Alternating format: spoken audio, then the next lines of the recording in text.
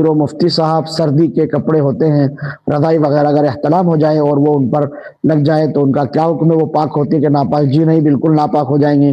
جہاں پر بھی غلاظت لگے گی وہ حصہ ناپاک ہو جائے گا، آپ اس حصے کو پاک کر سکتے ہیں۔ یہاں یہ بات میں عرض کروں کہ ہم میں سے بعض لوگ یہ سمجھتے ہیں کہ اگر کسی کپڑے پر گندگی لگ جائے تو لوگ سمجھتے ہیں پورا کپڑا ناپاک ہو گیا۔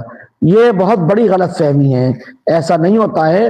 کپڑا اتنا ناپاک ہوتا ہے جتنے کپڑے پر ناپاکی لگی ہے۔ آپ کے کمبل پر، آپ کے لحاف پر، آپ کے چادر پر جس جگہ وہ گندگی و غلاظت لگی ہے اس کو پکڑیے اور اچھے سے دھو دیجئے، 3 مرتبہ پاک کر لیجئے نچوڑ نچوڑ کر کے، آپ کا کپڑا پاک ہو جائے گا۔ پورا کمبل، پورا لحاف، پوری جرسی، پورا سویٹر آپ کو دھونے کی ضرورت نہیں ہے۔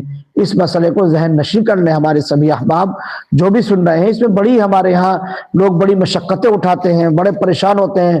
پورا لحاف کا استر دھو رہے ہیں، بھائی کیوں دھویا ہے؟ گندگی لگ گئی اس پر۔ بھائی بچے نے پیشاب کر دیا، پورا لحاف دھو رہے ہیں، گدا دھو رہے ہیں، اس کا استر دھو رہے ہیں۔ اس کو پورا دھونے کی ضرورت نہیں ہے، جہاں پر پیشاب لگ گیا ہے، گندگی لگ گئی ہے، اس کو پاک کر لینا کافی ہے۔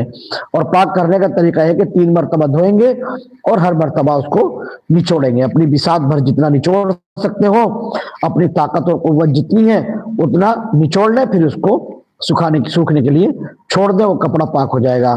سوکھنے کے لیے چھوڑنے سے مراد یہ ہے کہ اس کو سوکھنے دیں تاکہ وہ قابل استعمال ہو جائے۔ اگر گیلا استعمال کر سکتے ہو تو گیلا بھی استعمال کیا جا سکتا ہے کیونکہ وہ پاک ہو چکا ہے۔ گیلا ہونے کا مطلب یہ نہیں ہے کہ وہ بھی